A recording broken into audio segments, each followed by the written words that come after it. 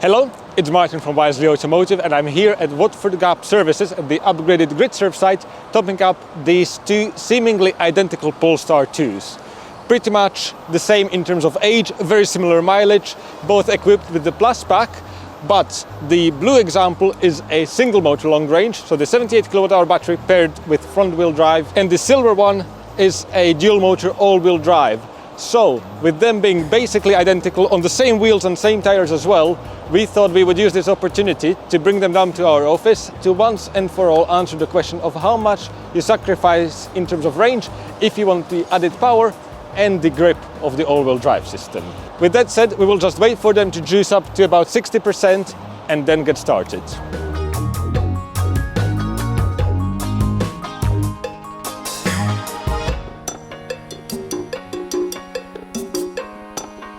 Both cars have been topped to 60%. We will leave the air conditioning off for now because it's quite mild weather outside. And we will continue down south on the M1 towards Toddington Services. It's only about 38 miles away, but it should give us a very clear indication of the motorway efficiency of these two Polestars. I've already reset the trip computer on the other one, so let me do this all-wheel drive version as well. And that's it. Let me make sure that I don't crash into my colleague Emma, because I think the insurance company would be very bamboozled by such a claim. And I will smoothly accelerate onto the motorway. We will try to stick to the national speed limit where possible. And we are beautifully up to speed. I don't know whether you can see any of the view from the rear view mirror, but Emma is behind me, obviously a safe distance away, and the traffic is quite heavy anyways, so I don't think there's going to be any aerodynamic benefit to one of us being in the front. And I will just set the cruise control to 70 miles per hour, and I will sit here for the next, how long? 36 minutes. The Polestar 2 really is a beautiful car to travel in, super comfortable, very refined, I would say a bit more so than a Model 3, even though I'm a Tesla fanboy. Every time I jump into one of these, they just waft along, and especially on these 19-inch wheels, which is the smallest option, it's probably the spec to go for. In terms of settings, I like to set up my Polestar like a proper EV, so one pedal driving is on with full strength and creep is disabled, but Polestars use a brake-by-wire system, so no matter what the settings are, it will not affect the efficiency, because with the first part of the travel of the brake pedal, it's the computer which decides how much regen versus friction braking to apply. Also, there are no real drive modes like chill or sport in a Polestar, which makes it nice and simple, and to be fair, the accelerator tuning is really well done. The first bit is very smooth, but you still get the maximum power at the bottom third of the travel. On this topic of specification, I'm actually slightly jealous of Emma's vehicle, because that blue Polestar also has the adaptive cruise control, because it has the Pilot Lite package, which does come in handy in dense traffic situations like this. If you want to learn more about all of the things I just said, we made a dedicated Polestar 2 review when we brought one up from Scotland down to London. Lots of detail, so I will leave that linked in the top right hand corner of the video. We have some 60 mph speed limit zones here on the way down, so that should improve the efficiency even further. As I said, we are keeping the air conditioning off because the weather outside is quite mild, but both of these are in fact equipped with the heat pump system. It's only available on the later Polestars and as part of the Plus package. So if you really want a heat pump, make sure you select one of the newer cars which have the Plus pack installed, which also has the panoramic sunroof, the Harman Kardon sound system, full electric seats and so on. But realistically, we wouldn't get too fixated on the heat pump, because after our learnings with the i3 side-by-side test, the difference is so small that there are many other things to consider when buying a car, especially when buying on the used market, and you don't have the freedom to specify what exactly you want. I mean, you have to admit, even if you don't like electric cars, those Polestars look amazing from the rear. That light bar, very slick, minimal, not trying too hard, yet very elegant. Thumbs up from all of us. Just for the record, I have specifically put in Toddington Services as the waypoint into the sat-nav, not a GridServe charger or anything like that, because in that scenario the Polestar would start preheating the battery, which obviously costs some efficiency. And we have checked the tire pressures on both vehicles, and they are set to the manufacturer recommended values.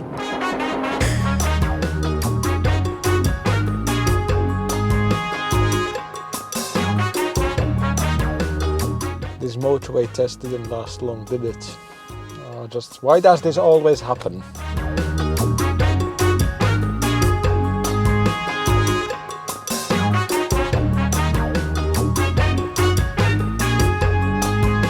Given that traffic jam situation, we decided to extend our journey a little bit further into London and stop at London Gateway. And here are the numbers. So the dual motor arrived with 39%, 95 miles in the battery, and the efficiency according to the trip computer is 25.9 kilowatt hours per 100 miles. As usual, I will put what that translates to down below. And just for the record, the car is set to display the standard range instead of projected. Now let's jump into the single motor version. Rather confusingly, that's showing 38% state of charge but slightly stronger range. But the important thing is the recorded efficiency, and it's a bit lower at 24.4 kilowatt hours per 100 miles according to the trip computer. That means the single motor car was about 6% more efficient. How is it possible that it arrived with less state of charge even though it was more efficient? Well, I double checked the numbers. They both measured the same distance, so there is definitely no difference in the trip computer data. I just think that as they were charging up, they were charged from different state of charges. The silver dual motor had higher state of charge, whereas the blue one had to be charged from about 15%. That possibly means that even though we programmed the 60% hard limit in the onboard computer, there may have been some additional battery conditioning happening post-charge with the blue one because the battery probably got a little bit warmer. So I would still say that the efficiency values are valid, and it's that 6% difference which we should focus on. I've now jumped into the single motor example, and to complete the test we will try to do an efficiency comparison in the city as well. So I'm resetting the trip meter. That's completed. Shift right into drive. Like a Tesla, you don't need to press any start button, anything like that. And for the sat-nav, I will use the built-in Google Maps to find the point of interest, Wisely Automotive on Weymouth Road. That's our office. Let's start. And under settings, I will just make sure to avoid toll roads so the car doesn't take me through the congestion charge zone. Because even though with electric cars you can go in for free, at least for now, you do need to register for a discount for that to be applicable. So make sure to check out the video we have done on that if you want to apply. Now, right off the bat, one of the questions will probably be, can you feel the difference in the lack of power of the single motor compared to the dual motor system?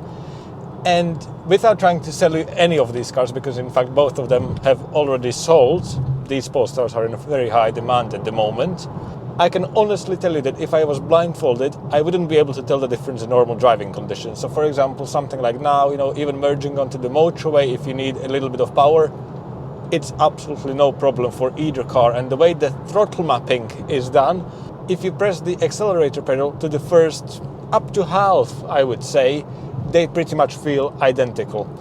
Obviously, in more slippery conditions like in rain or snow, the added grip of the all-wheel drive system will become apparent. And even if you're trying to pull out onto a main road very quickly, obviously the front-wheel drive may lose a little bit of grip because you're giving a steering input and asking for a lot of power and torque at the same time. But Polestar definitely worked on that, and the traction control is very well tuned. This is not like your combustion engine traction control where you can feel it kicking in. It regulates the torque delivery very precisely to make sure it can put down whatever it provides. This means just a bit of torque steer and very little tire squealing, especially combined with the tire choice on this particular example. The second option is to go for the all-wheel drive dual motor version, or Polestar listened to user feedback, and now all Polestar 2s which are single motor versions, so the 2024s and newer, are rear-wheel drive by default. So you can choose either rear-wheel drive or all-wheel drive. One thing to keep in mind, especially if you're buying the cars outright, is that even if you go for one of these slightly older dual motor versions, they will come out much cheaper than a brand new single motor rear-wheel drive version. So unless you want to squeeze out every last drop of range and efficiency, then all the dual motor cars which have been produced up until now still have a very crucial spot in the portfolio. As you probably know, used electric car prices are quite volatile, so we don't really want to speak in concrete numbers, but both of these examples have been sold well under £40,000, and these are cars which are 6 to 12 months old with less than 10,000 miles, still with 2 years of full manufacturer warranty left on them. That's enough talking though. I already lost Emma, I'm afraid. This second part of the test will be a bit less accurate, I'm afraid, because trying to stick together in London traffic is next to impossible. But I think we are taking the same route, and we will compare the numbers when we get to the office. 1 hour and 16 minutes to do 11 miles. Welcome to London.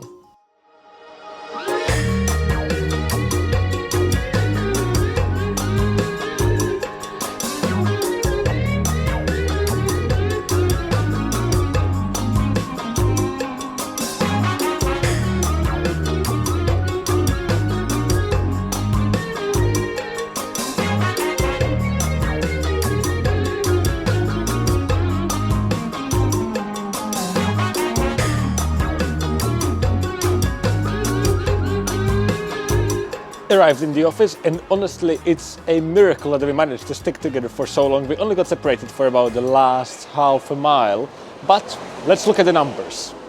The blue single motor arrived with 32% in the battery and achieved 20.8 kilowatt hours per 100 miles for this lower speed section of the journey. The white dual motor arrived with 33% in the battery and achieved an average of 23.2 kilowatt hours per 100 miles. So in case of the low speed test, we are talking about more of a 10% difference.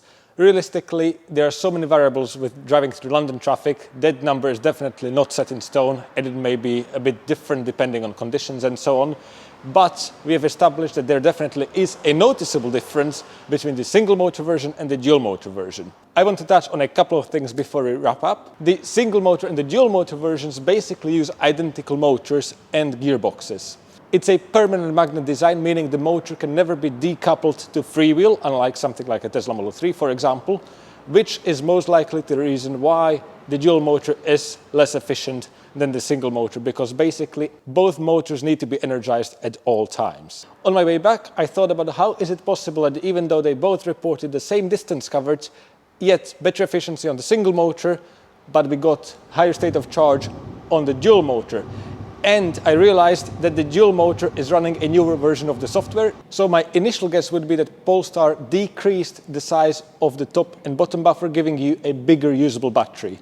Hence why the numbers about efficiency are accurate, yet you still get more state of charge to work with. As mentioned earlier in the video, both of these sold, but we have more coming soon to replace them. Rest assured that we have noticed that there's mud here and there on the inside, the alloy wheels need refurbishing and so on. So all of those problems will be rectified before they are handed over to the customers.